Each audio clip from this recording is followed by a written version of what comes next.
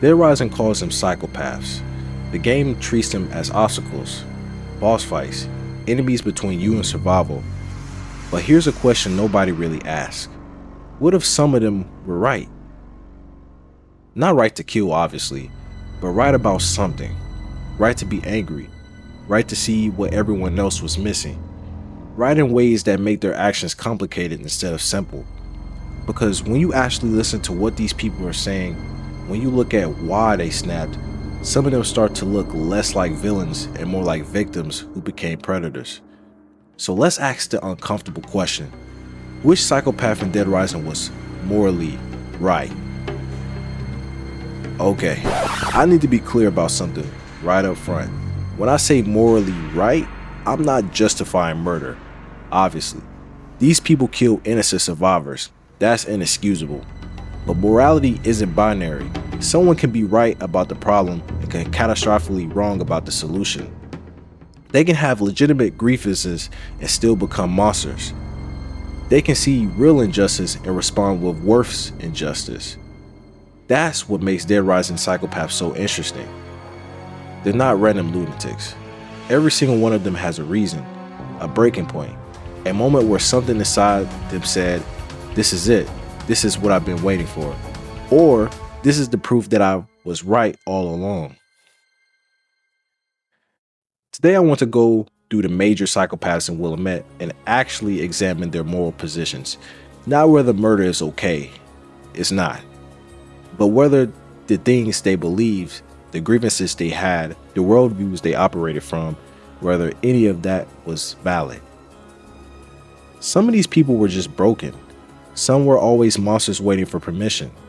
But some of them saw something true about the world and then made the worst possible choice about what to do with that knowledge. Let's figure out which is which.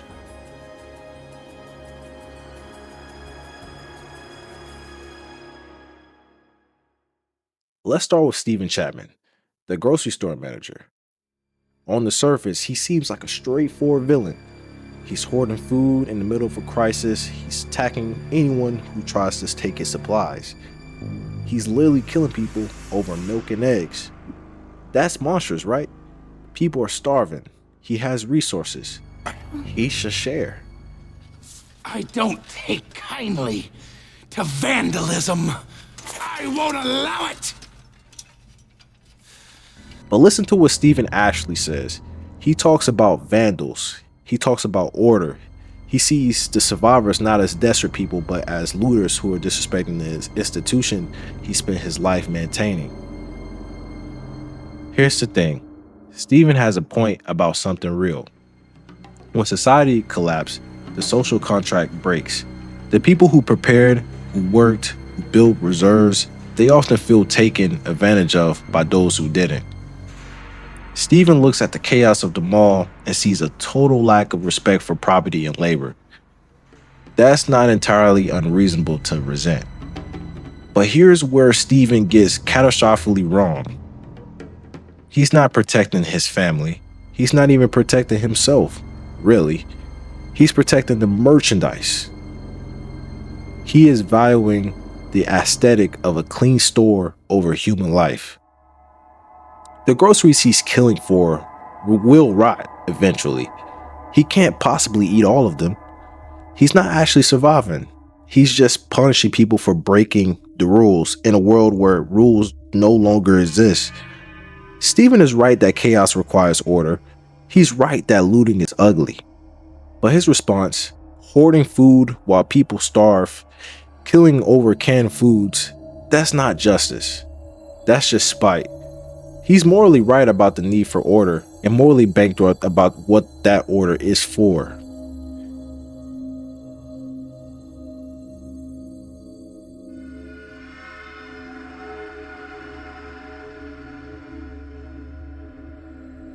Now let's talk about Cliff Hudson, Vietnam veteran, grandfather, suffering from severe PTSD. You find him in a hardware store in the North Plaza.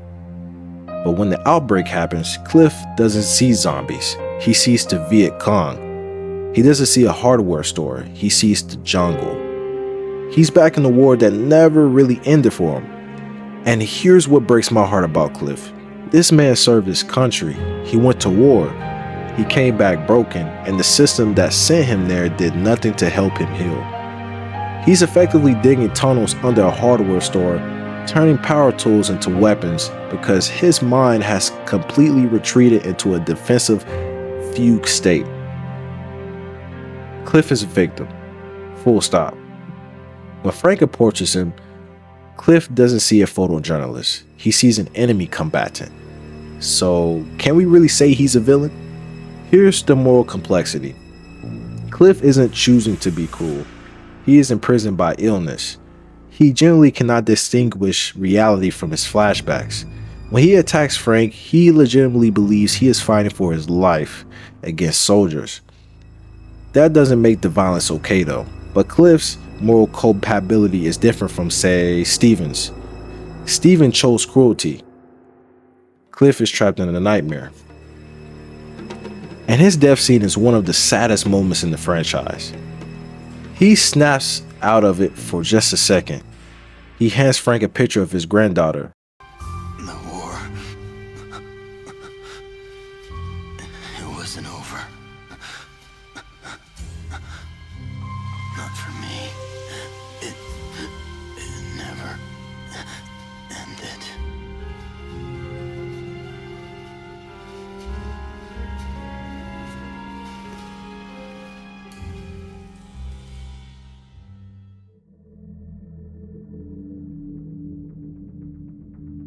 Adam the Clown is probably the most famous psychopath in Dead Rising. The juggling chainsaws, the balloons, the over-the-top performance. At first glance, he's just a horror trope, the killer clown. But listen to why Adam snapped. Everyone used to laugh at me. I was a walking punchline. But not anymore. He's a children's entertainer. His entire identity is to bring joy. When the zombies attacked, he was on stage. And here's the horror. When the zombies started eating people, the audience laughed. They thought it was part of the show. Adam watched people get torn apart while others cheered, thinking it was special effects. Adam didn't become a monster just because he's evil. He became a monster because he saw the absolute absurdity of the human condition. He realized that life is a joke. If people can laugh while they die, if death is just entertainment, then nothing matters. So he decides to stop fighting the joke and become the punchline. Here's what Adam is right about though. The universe is indifferent. Innocent people suffer for no reason. That's true. That's genuinely true. Adam saw something real about the world, but his response is nihilism as violence. If nothing matters, then murder is just another performance. If meaning is dead, then so are morality and empathy. Adam is right that suffering is random, but he's wrong that the correct response is to make it worse. The absurdity of existence doesn't justify becoming the thing that you fear.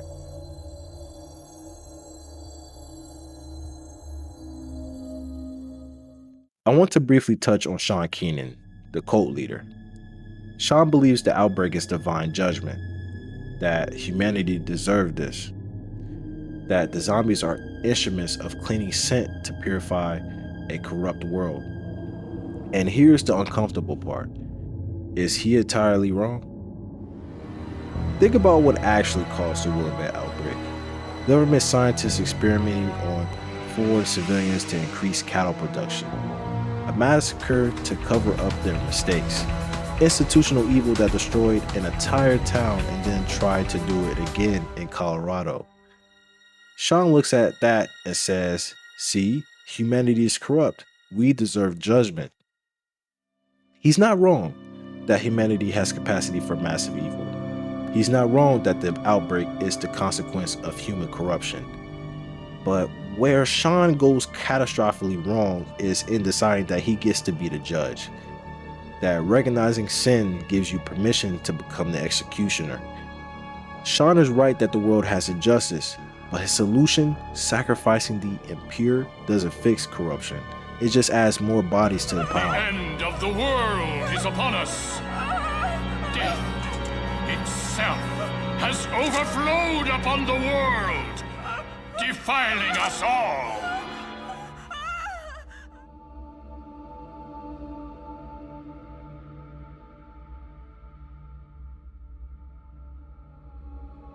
Now let's talk about Cletus Samson, the owner of the gun shop. When you first meet Cletus, he pumps a shotgun shell into the ceiling and screams at you to get out. He's drinking heavily, he's shaking, and he is absolutely terrified. Cletus represents a very specific, very realistic moral stance: radical self-preservation. He has seen his neighbors turn into monsters. He has seen society evaporate in the afternoon. His conclusion is that he cannot trust anyone, not zombies, not Frank, not even survivors. In his mind, everyone who walks through that door is a threat to his life. And is he wrong? In a zombie apocalypse, other humans are dangerous. Trusting the wrong person gets you killed. We see that happen constantly in this genre. Cletus is right to be cautious. He is right to prioritize his own safety. But here is where Cletus fails morally. He lets this fear strip away his humanity. Frank isn't attacking him. Frank is just asking for a gun to defend himself. But Cletus is so consumed by paranoia that he can't tell the difference between a man asking for help and a monster trying to eat him. Cletus isn't evil like Sean or spiteful like Steven, but he's a coward. He represents what happens when we let fear dictate our morality. He hoards the very tools that could save them all, the guns, because he's too afraid to share them.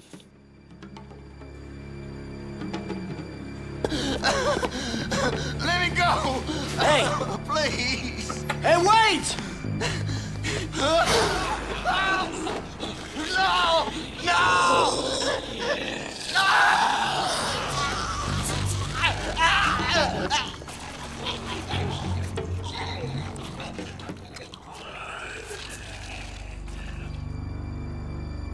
And now we get to the big one, Carlito Keyes. Carlito isn't responding to the Willamette outbreak. He caused it, on purpose, as an act of deliberate terrorism designed to expose what the US government did to his hometown. Let's lay out the facts. The US government conducted illegal experiments in Carlito's town, Santa Cabeza. Those experiments created the parasite. To cover it up, the American military murdered everyone. Men, women, and children. Every single person in his town was executed to protect the secret. Carlito and his sister, Isabella, were the only survivors. They watched their entire world burn. So Carlito brought the outbreak to American soil so Americans would experience what his people experienced. So the truth would have to come out. Here's the moral question. Was he right to do this? No, obviously not. The people dying in Willamette didn't massacre Santa Cabeza. They're innocent, and Carlito killed them anyway. But here's where it gets complicated. Carlito is right that the US government committed an atrocity. He's right that it was covered up. And he's right that without extreme action, the truth would never come out. And he's right about the media. Nobody cares about a village in Central America. But American civilians dying in a shopping mall? That's a scandal. That demands answers. Carlito was right that only a domestic catastrophe would force the truth into the open. He was right that justice required visibility. But he was wrong, unforgivably wrong, to decide that made murdering innocents acceptable. He became exactly what he hated, a man wiping out a town to prove a point. When Carlito dies, he dies believing he was a soldier in a war, and maybe he was, but soldiers are still bound by morality.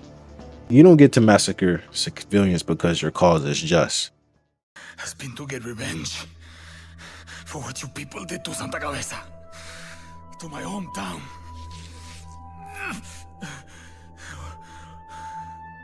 Why?